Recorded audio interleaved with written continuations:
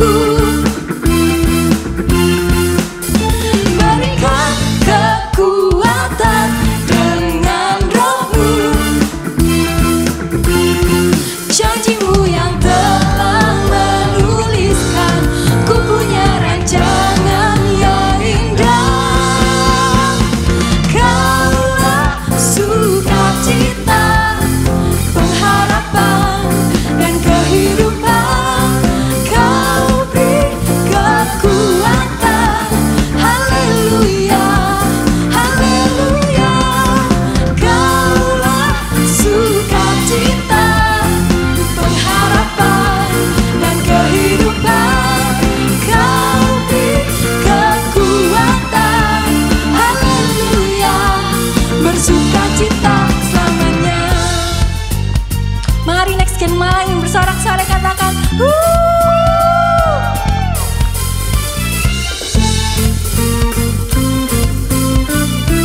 mari bersama kita sorakkan.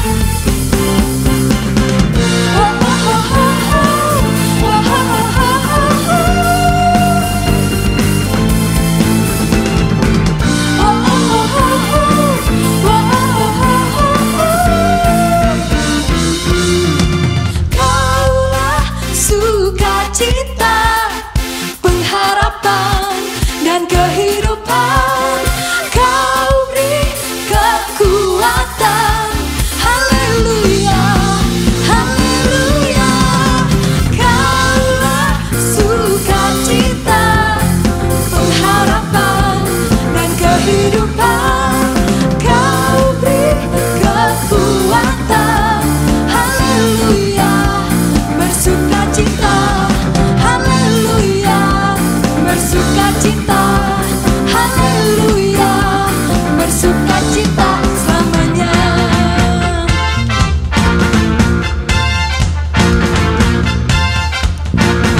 Sorakan haleluya.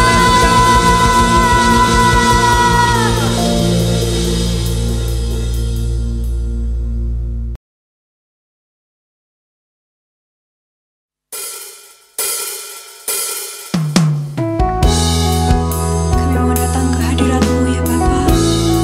Kami mau sama-sama menyembah-Mu. Penuhi kami dengan Roh Kudus-Mu ya Bapa.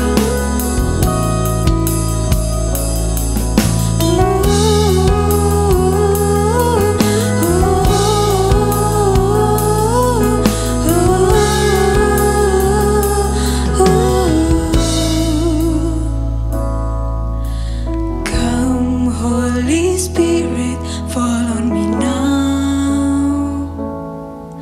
I need your anointing, come in your power.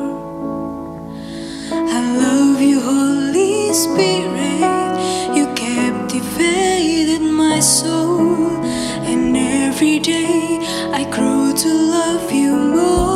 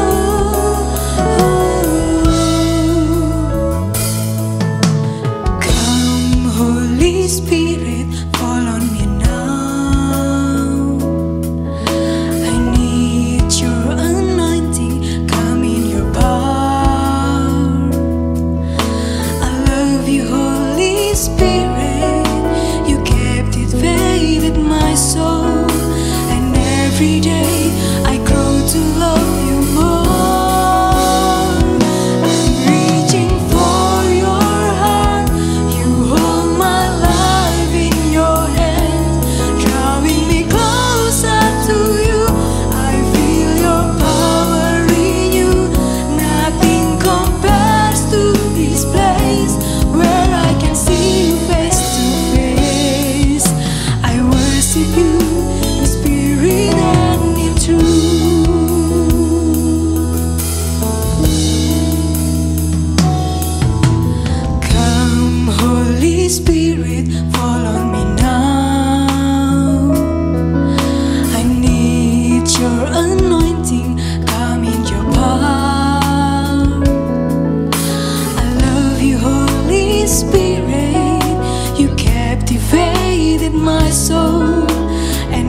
every day I grow to love you more. I'm reaching for your heart. You hold my life in your hands, drawing me closer to you. I feel your power in you. Nothing compares to this place where I can see you face to face. I worship you in spirit and in truth. I'm reaching for your heart. You hold my life in your hands, drawing me closer to you. I feel your power in you. Nothing compares to this place where I can see you face to face. I worship you in spirit and in truth.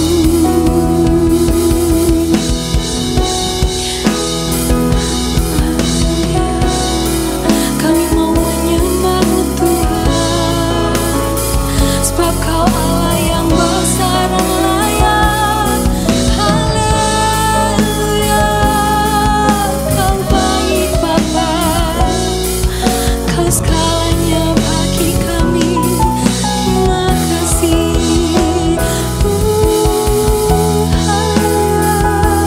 Kami mau menyembah-Mu, sebab Kau Allah yang besar. Mari sembah Dia. Kami datang Bapa untuk puji dan sembah-Mu. Haleluya. Terima kasih Tuhan, Kau Allah yang baik ya Bapa. Sama-sama kami mau menyembah-Mu. Terima kasih Yesus. I'm reaching for your heart. You hold my life in your hands, drawing me closer to you. I feel your power in you. Nothing compares to this place where I can see you face to face. I worship you in spirit and in truth. I'm reaching for your heart. You hold my life in your hands, drawing me closer to you. I feel your power in you.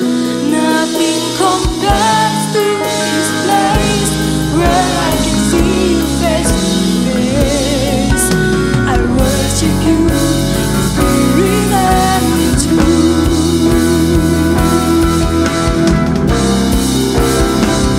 I'm reaching for your heart.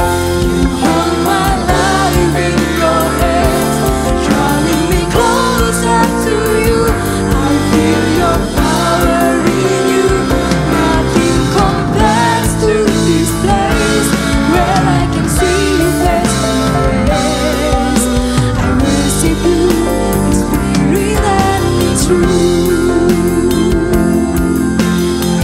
Yes, to this place where I can see you face to face. I worship you in spirit and in truth. Nothing compares to this place where I can see you face to face. I worship you in spirit and in truth. Kami menyembah-Mu, kami mau menyembah-Mu. Mari semua kita sama-sama menyembah Allah kita. Terima kasih Yesus, sebab Kau Allah yang besar Tuhan. Terima kasih Yesus, Kau Allahku. Terima kasih Bapa.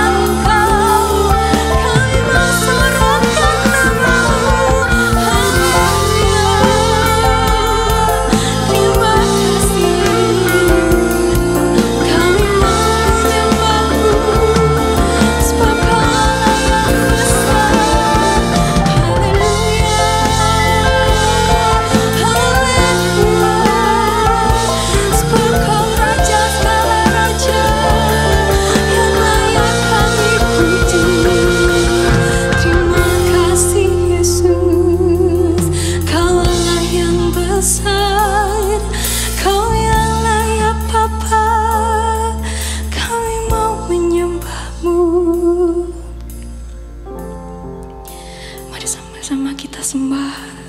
Terima kasih sebab kebaikan-Mu Tuhan tiada henti-hentinya dalam hidup kami. Terima kasih Yesus. Terima kasih Bapa. Terima kasih. Terima kasih Yesus.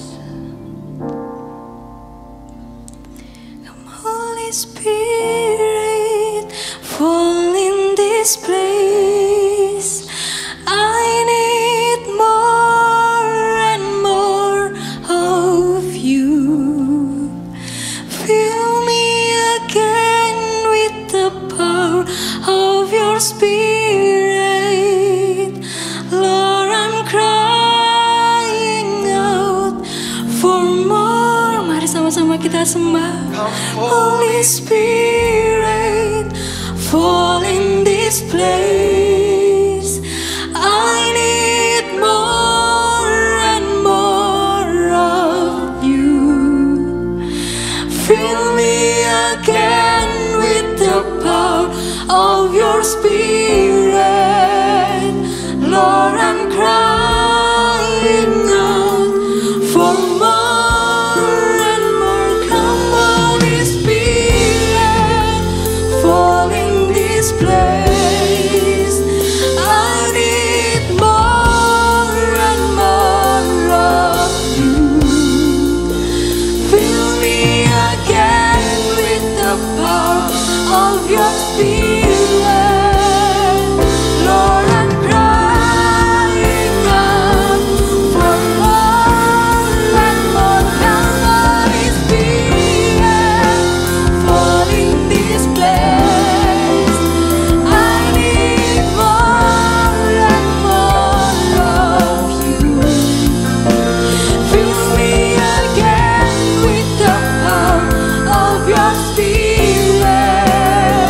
Lord, I'm crying out for more and more of you. Berikan sorak-sorai. Come Holy Spirit, fall in this place. I need more and more of you. Fill me again with the power of your Spirit. Lord, I'm crying out for more and more. Come Holy Spirit, fall in this place. I need more and more of you. Fill me again with the power of your Spirit. Lord, I'm crying out for more and more. Lord, I'm crying out for more and more.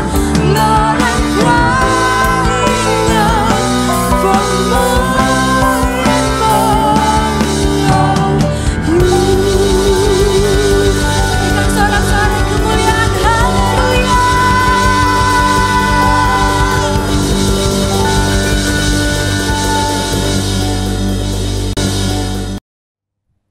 Ya, shalom buat sahabat Live Malang.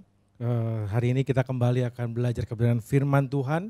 Mari sebelumnya kita berdoa minta tuntunan Roh Kudus menyertai kita. Bapa, kami bersyukur untuk hari ini, untuk penyertaan-Mu buat setiap kami. Dan sebentar kami mau belajar kebenaran firman-Mu, kami minta Roh Kudus hadir di tengah-tengah setiap kami. Kau yang menuntun, memimpin kami Tuhan. Untuk kami mengerti apa yang Tuhan sampaikan buat pribadi kami masing-masing. Berikan kami hati dan telinga seperti seorang murid supaya kami bukan hanya jadi tahu firman tapi kami menjadi percaya. Terima kasih Bapak, kami serahkan ibadah ini dari pertengahan sampai akhirnya ke dalam tangan Tuhan. Dan urapi hamba-Mu, sembunyikan hamba-Mu di balik kemuliaan salib-Mu, biar nama Tuhan Yesus yang dimuliakan dan ditinggikan.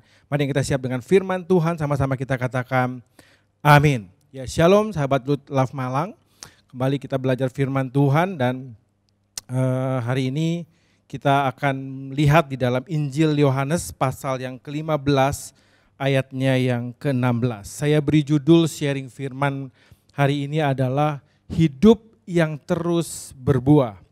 Mari kita baca bersama-sama Yohanes 15 ayat yang ke-16. Bukan kamu yang memilih aku, tetapi akulah yang memilih kamu. Dan aku telah menetapkan kamu supaya kamu pergi dan menghasilkan buah. Dan buahmu itu tetap supaya apa yang kamu minta kepada Bapa dalam namanya diberikannya kepadamu. Kerinduan setiap kita anak-anak Tuhan adalah ketika kita berdoa sama Tuhan, Tuhan jawab doa kita. Amin. Ketika kita berseru sama Tuhan, Tuhan dengar seruan kita. Nah, ayat ini mengatakan bahwa apa yang kamu minta kepada Bapa dalam namaku diberikannya kepadamu. Tetapi ada perkataan sebelumnya yang boleh saya katakan ini adalah syarat buat teman-teman semua dan buat saya pribadi, bahwa ketika doa kita mau dijawab Tuhan, seruan kita didengar oleh Tuhan, ternyata ada dua hal penting, teman-teman. Ya, dikatakan bahwa bukan kamu yang memilih aku, tetapi akulah yang memilih kamu. Artinya hanya orang-orang pilihan Tuhan yang akan menerima jawaban daripada Tuhan. Hanya orang-orang yang sudah ditetapkan Tuhan, di mana Tuhan akan mendengarkan setiap doanya. Bersyukur kepada Tuhan. Kalian semua termasuk saya, kita bisa terima Yesus sebagai Tuhan dan Juru Selamat. Perlu disadari itu artinya adalah kalian adalah orang-orang yang spesial di mata Tuhan. Kalian pilihan Tuhan. Boleh kalian semua di rumah hari ini mengatakan, aku orang pilihan Tuhan. Gini-gini, aku spesial di mata Tuhan. Ya, kalau kalian menyadari ini, artinya ada sesuatu poin penting di mata Tuhan yang membuat kamu spesial, yang membuat kamu menjadi prioritas buat kehidupan kamu untuk Tuhan bisa jawab setiap doa dan permohonan kamu. Dan yang kedua dikatakan, setelah Tuhan menetapkan dan memilih kita, ternyata ada sesuatu yang harus kita lakukan. Dikatakan, dan aku telah menetapkan kamu supaya kamu pergi dan menghasilkan buah dan buahmu itu tetap. Jadi yang kedua, bukan hanya setelah kita dipilih lalu Tuhan akan menjawab doa kita. Teman-teman yang dikasih Tuhan, ya bukan karena kita menangis sama Tuhan di dalam doa. Bukan karena kita menjerit kepada Tuhan, Tuhan jawab doa kita. Tetapi ternyata ada sesuatu hal yang menjadi kriteria penting Tuhan untuk menjawab setiap doa dan permohonan kita. Di sini dikatakan adalah kita harus pergi dan menghasilkan buah.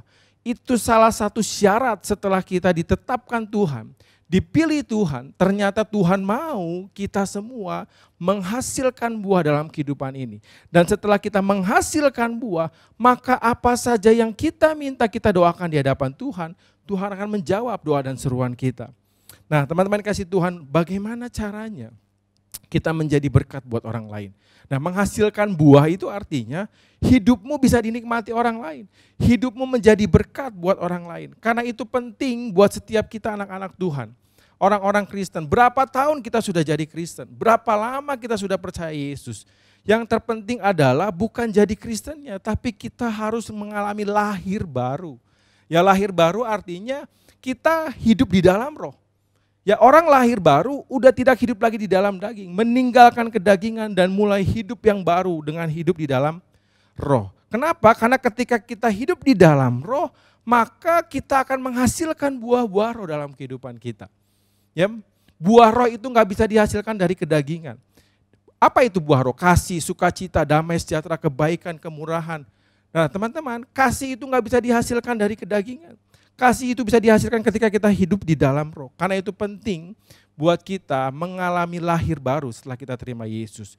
Artinya apa? Kita meninggalkan kehidupan kita yang lama, kita meninggalkan kedagingan kita. Lalu kita memulai kehidupan baru dengan dipimpin oleh Roh Kudus. Kalau hidup kita dipimpin oleh Roh Kudus, maka percayalah buah-buah roh itu akan dihasilkan dalam kehidupanmu. Kamu akan melihat bahwa kehidupanmu akan mulai berubah. Tuhan akan mulai menuntun langkah-langkah kehidupanmu sehingga buah-buah roh itu bisa dihasilkan hari demi hari. Nah, buah roh inilah yang akan dinikmati oleh Tuhan. Ya, ketika Tuhan menikmati buah-buah roh kita, maka apa saja yang kita minta kepada Bapa, Bapa akan memberikannya. Artinya kita perlu menyenangkan hati Tuhan. Ya, memang Tuhan dulu yang melakukannya untuk kita, yaitu apa? Menetapkan dan memilih kita. Dengan cara menyelamatkan kita, menebus kita. Setelah kita ditebus, kita menghasilkan sesuatu untuk bisa dinikmati Tuhan. Dan ketika Tuhan menikmati buah dari apa yang telah Dia berikan, keselamatan kepada kita, maka apa yang menjadi kerinduan kita, Tuhan akan menjawab. Yang mengerti katakan amin. Nah, bagaimana caranya, Kak, untuk buah-buah itu bisa dinikmati Tuhan? Ternyata untuk Tuhan bisa menikmati, kita perlu melakukannya untuk sesama kita. Ya, kita lihat Bapak, teman-teman, di Matius 25. Di situ dikasih suatu kisah, Tuhan Yesus memberikan suatu perumpamaan, ya, dikatakan bahwa ketika aku lapar kamu memberi aku makan, ketika aku haus kamu memberi aku minum. Lalu orang-orang itu bertanya, bagaimana kami tahu engkau haus? Bagaimana kami tahu engkau lapar?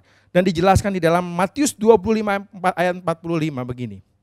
Maka ia akan menjawab mereka, aku berkata kepadamu, sesungguhnya segala sesuatu yang tidak kamu lakukan untuk salah seorang dari yang paling hina ini, kamu tidak melakukannya juga untuk aku. Demikian juga ketika kita melakukan segala sesuatu kepada seseorang yang paling hina, kita melakukannya untuk Tuhan. Artinya bagaimana supaya buah-buah roh ini bisa dinikmati oleh Tuhan, kita melakukannya untuk sesama kita. Kita melakukannya untuk orang yang ada di sekeliling kita. Karena itu perlu kita membagi kebaikan kita kepada setiap orang di sekeliling kita. Itu artinya kita menghasilkan buah. Itu artinya kita menjadi berkat buat orang lain. Kalau kita menghasilkan buah, kita menjadi berkat buat orang lain. Artinya orang lain bisa menikmati buah-buah kehidupan kita, buah-buah roh yang kita hasilkan. Nah, teman kasih Tuhan, mari kita lihat sebuah kisah yang menarik. Yang ini akan menjadi perenungan buat teman-teman semua bahwa ketika hidupmu tidak menjadi berkat, ketika hidupmu tidak menghasilkan buah, ya, ada sesuatu yang mengecewakan Tuhan, ada sesuatu yang membuat Tuhan marah. Kita lihat di dalam Lukas 13 ayat 6 sampai yang ke-9. Lukas 13 ayat 6 sampai dengan yang ke-9, judulnya adalah perumpamaan tentang pohon ara yang tidak berbuah. Ya, dalam kisah ini diceritakan ada seorang pemilik kebun anggur. Dia memiliki sebuah pohon ara dan menanamnya di tengah kebun anggurnya. Dan setelah dia mengawati sekian tahun, 3 tahun dikatakan, dia tidak melihat ada buah yang dihasilkan pohon ara ini.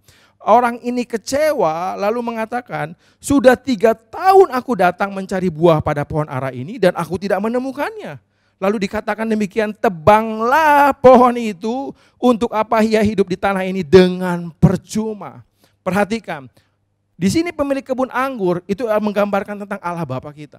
Ya, dia sebagai pemilik segala sesuatunya. Dia melihat ada sebuah pohon ara yang sudah dia ambil mungkin dari luar sana.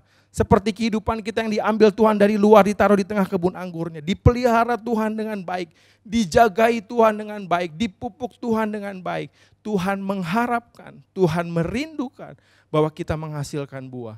Tetapi kalau Tuhan setiap tahun selama 3 tahun datang dalam kehidupan kita, dia tidak melihat ada buah-buah itu dihasilkan, maka mulai marahlah ya pemilik kebun anggur ini, yaitu Allah Bapa. Dia kecewa. Ya, kenapa pribadi yang sudah dia pelihara dengan baik, saudara dan saya dijagai Tuhan, diberkati Tuhan, dianugerahi Tuhan, tetapi hidup kita hanya untuk diri kita sendiri. Kita nggak pernah jadi berkat buat orang lain. Kita nggak pernah memberikan perhatian kepada orang lain. Hidup kita nggak bisa dinikmati orang lain. Ini adalah tipikal orang Kristen yang setelah menerima keselamatan, menerima anugerah, dia hidup untuk dirinya sendiri. Yang penting saya sudah selamat. Yang penting saya diberkati Tuhan. Yang penting Tuhan memberi saya perlindungan. Yang penting keluarga saya sudah diselamatkan Tuhan. Urusan orang lain, urusan mereka masing-masing. Ya, itu urusan mereka. Saya yang penting, saya yang penting saya. Inilah tipikal orang Kristen yang setelah menerima anugerah Tuhan, dia hidup untuk dirinya sendiri. Ini yang Tuhan tidak suka.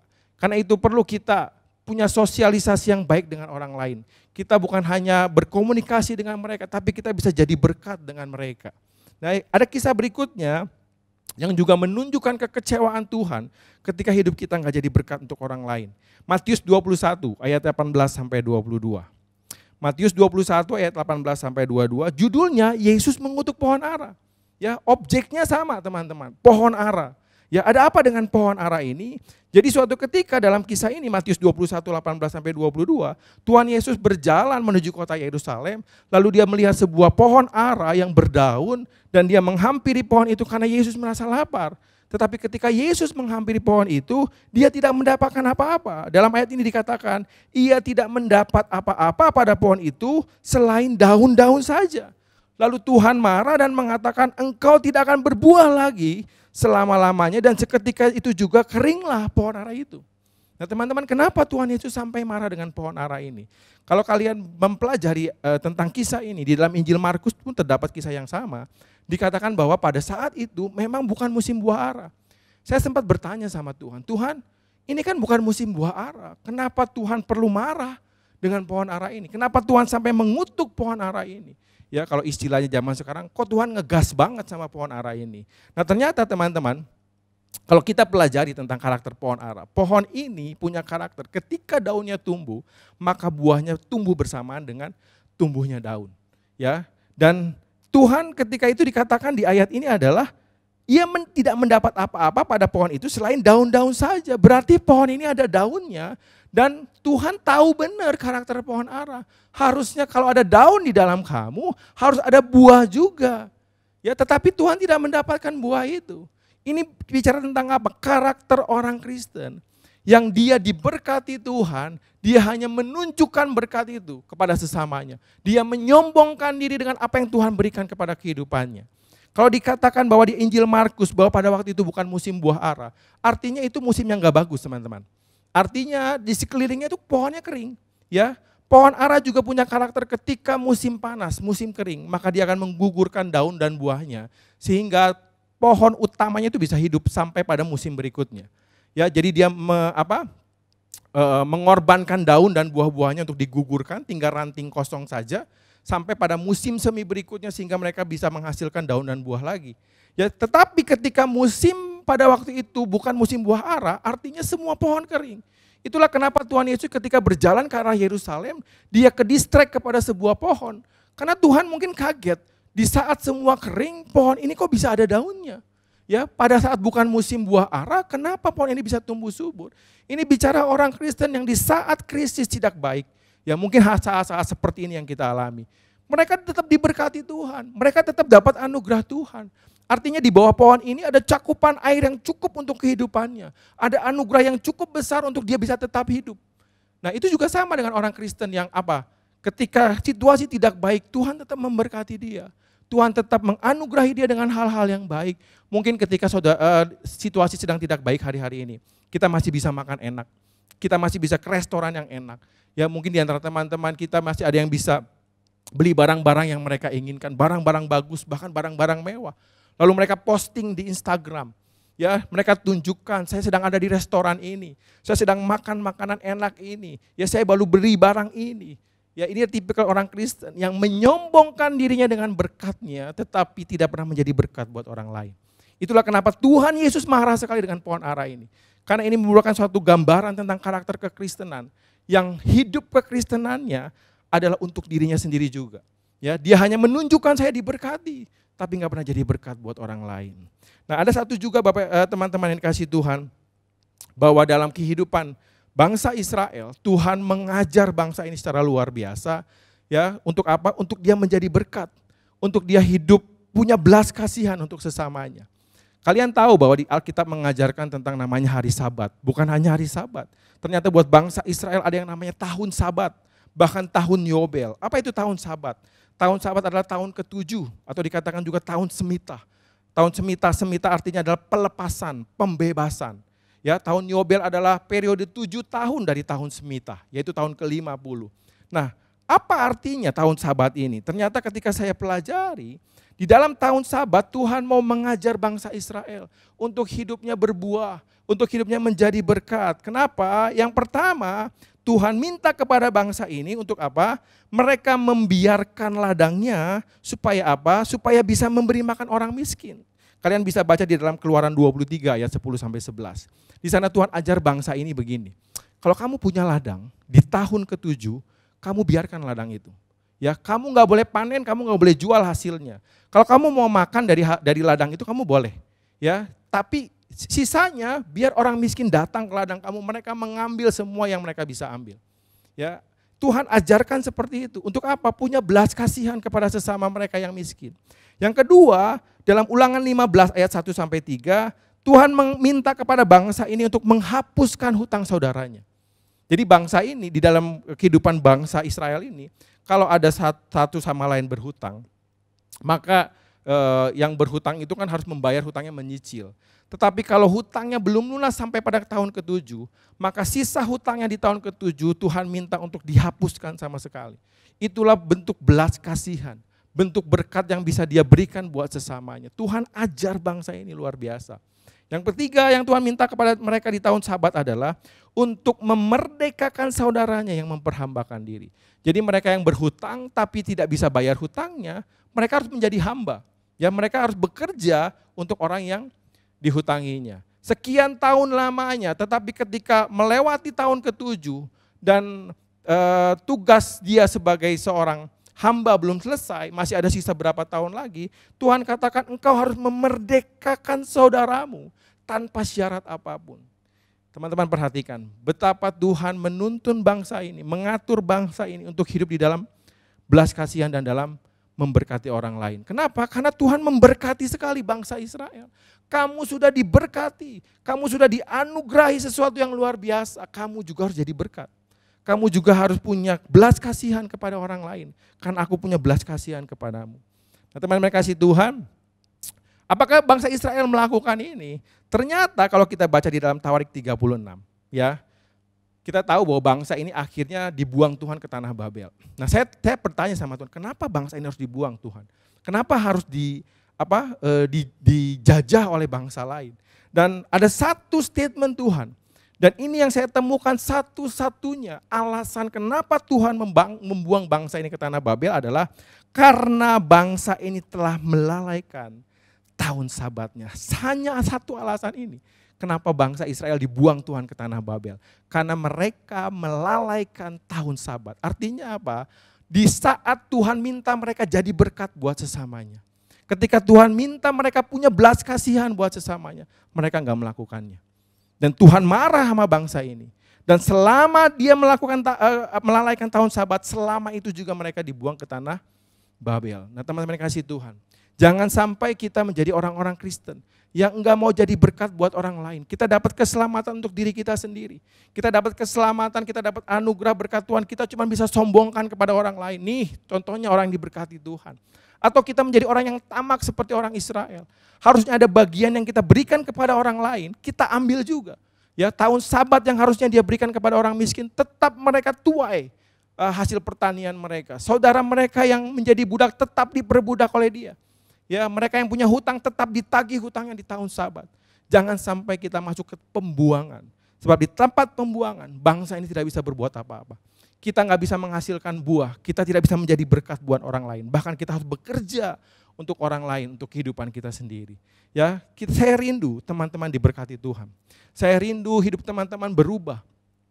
Ya, saya rindu setiap doa dan permohonan kita dijawab Tuhan. Seperti dikatakan dari Yohanes 15 ayat 16 tadi. Bahwa ketika kita berseru sama Tuhan, Tuhan jawab.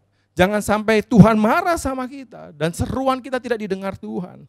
Ya, kita lihat bahwa Daud, ya kita belajar dari Daud. Daud tahu benar prinsip Tuhan tentang hal ini. Ya, kita lihat di dalam Mazmur 37 ayat 25.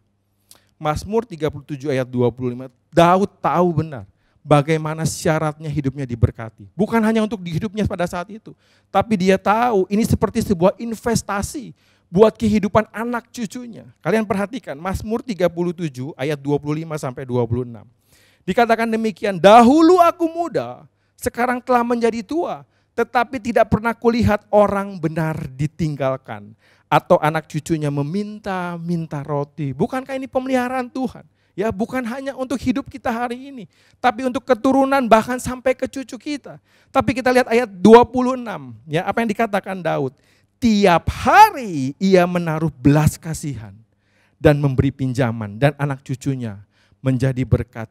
Ia di sini bukan bicara tentang Tuhan menaruh belas kasihan, tetapi Daud dan anak cucunya dia dan keluarganya Daud minta supaya menaruh belas kasihan, memberi pinjaman. Bahkan anak cucunya menjadi berkat. Artinya kalau hidup kita menjadi berkat buat orang lain. Hidup kita mengasihi orang lain. Hidup kita selalu bisa membantu orang lain. Punya belas kasihan, menolong mereka, mengasihani mereka. Maka Alkitab mengatakan bahwa hidup kita akan dipelihara Tuhan. Bahkan sampai anak cucu kita. Bukankah ini anugerah Tuhan yang luar biasa buat teman-teman dan saya? Ya, mungkin hari ini kita bukan siapa-siapa.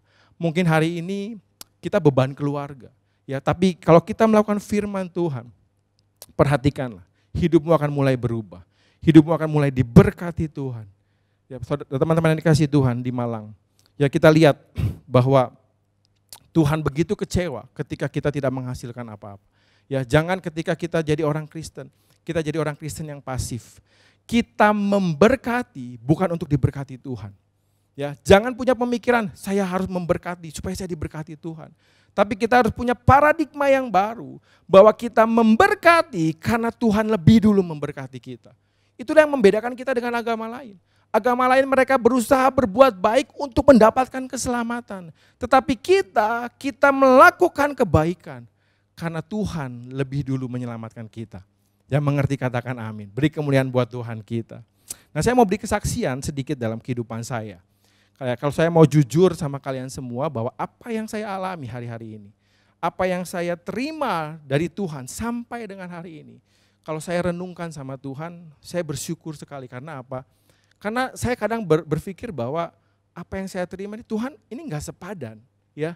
Tuhan ini terlalu besar Tuhan berikan kepada saya. Bahkan kalau saya pikir orang lain untuk mendapatkan ini, dia mungkin harus menabung cukup lama. Mungkin dia harus mengumpulkan banyak sekali. Harus bekerja keras sekali. Tetapi kenapa Tuhan menganugerahkannya kepada saya begitu mudah sekali? Ya, contohnya adalah saya pernah diberkati dalam kurun waktu beberapa tahun secara berturut-turut untuk pergi ke tanah perjanjian tanpa harus mengeluarkan uang. Ya, banyak orang yang tiap tahun berbelas kasihan memberkati saya dan keluarga saya untuk bisa ikut ke tanah perjanjian. Padahal saya nggak pernah, saya punya kerinduan untuk bisa pergi ke tanah perjanjian. Saya sempat bilang kepada istri saya, ayo kita kumpulin duit, kita pergi ke Israel tahun depan. Dikumpul, ternyata ketika mendekat hari waktunya, uangnya nggak cukup. Tapi saya nggak tahu dari mana datangnya. Tiba-tiba pemimpin tour leader itu telepon, Sandi, kamu sama anak kamu, sama istri kamu ikut ke Israel ya. Loh, kok kita belum bayar apa-apa? Udah ada yang bayarin kamu. Nah, saya berpikir, Tuhan, kenapa saya bisa terima ini? Ya, ini bukan untuk saya mencuri kemuliaan Tuhan, tapi saya melihat bahwa saya tahu Tuhan sudah baik sama saya. Saya belajar sama istri saya untuk terus menjadi berkat buat orang di sekeliling saya. Saya kadang dalam kesulitan pun saya berusaha untuk bisa memberkati orang lain. Mudah sekali teman-teman untuk kita jadi berkat buat orang lain. Ya, jangan berpikir saya nggak punya apa-apa kok. Saya bukan orang kaya, saya bukan siapa-siapa. Gampang sekali. Apa yang ada padamu itu adalah anugerah Tuhan yang besar. Dan itu bisa dibagikan kepada orang lain. Kalian ingat tentang kisah 5 roti dan 2 ikan. Tuhan hanya minta apa yang kamu punya. Dan mujizat bisa terjadi, bahkan berlimpah-limpah dikembalikan Tuhan dalam bentuk 12 bakul sisa. Nah, itu juga apa yang kita lakukan kepada orang lain. Apa yang kita miliki. Ya, saya belajar untuk setiap hari jadi berkat dimanapun Tuhan tempatkan saya. Kalau kita bangun tidur pasti kita di keluarga kita harus jadi berkat buat keluarga kita. Ketika mungkin saya hari itu saya harus pergi ke sebuah bank, saya harus jadi berkat di bank itu. Entah kepada tukang parkir, entah kepada security yang ada di sana, entah kepada teller yang ada di sana. Atau ketika saya harus pergi ke sebuah supermarket, saya berpikir saya harus menjadi berkat minimal 1 orang di sana. Ya, kita bisa melakukan apapun. Artinya bagaimana? Artinya gini, ketika seseorang dia bisa mengucap syukur kepada Tuhan, ketika dia bisa mengatakan ucapan terima kasih kepada Tuhan, artinya kehidupan kita sudah jadi berkat buat orang lain. Puji Tuhan kalau kita punya barang materi yang bisa dibagikan kepada orang lain. Kita ada uang yang kita bisa berikan kepada orang lain. Tetapi semua hal yang Tuhan berikan kepada kita, mungkin senyuman kita, pengampunan kita buat orang lain, kemurahan hati kita, itu sudah menjadi berkat buat mereka. Saya percaya teman-teman yang di Malang, kalian bisa melakukan semuanya ini. Mari kita belajar hari ini untuk menjadi berkat dimanapun kita berada. Amin. Mari kita tundukkan kepala kita. Bapa, kami bersyukur untuk firman-Mu hari ini. Kau yang memberkati anak-anak-Mu dalam Life Malang. Kau yang menuntun kehidupan mereka hari lepas hari. Sebab kami tahu mereka adalah generasi yang Tuhan persiapkan. Tuhan berkati kehidupan mereka. Bukan karena mereka ingin diberkati, mereka memberkati. Tapi mereka menyadari bahwa mereka sudah diberkati Tuhan, sehingga hidup mereka harus menjadi berkat buat orang lain. Biar mereka hidup di dalam roh, dan roh itu menghasilkan buah-buah. Dan buahnya bisa dinikmati oleh orang di sekeliling mereka. Terima kasih Bapak, Engkau memberkati mereka semua, apapun mereka kerjakan. Dalam studi, pelayanan, pekerjaan apapun. Tuhan menyertai anak-anak-Mu dan Tuhan persiapkan generasi ini untuk masa yang akan datang. Terima kasih Tuhan, kami siapkan hati kami untuk berkat Tuhan. Mari angkat kedua tangan kita, buka hati kita di hadapan Tuhan. Tuhan memberkati engkau dan melindungi engkau. Tuhan menyinari engkau dengan wajahnya dan memberi engkau kasih karunia. Tuhan menghadapkan wajahnya kepadamu dan memberi engkau damai sejahtera. Terimalah berkat dari Allah Bapa kita, cinta kasih dari Tuhan Yesus Kristus. Ya, mulai hari ini sampai Maranatha, bahkan sampai selama-lamanya. Kita yang sudah menerimanya sama-sama kita katakan, amin. Tuhan Yesus memberkati.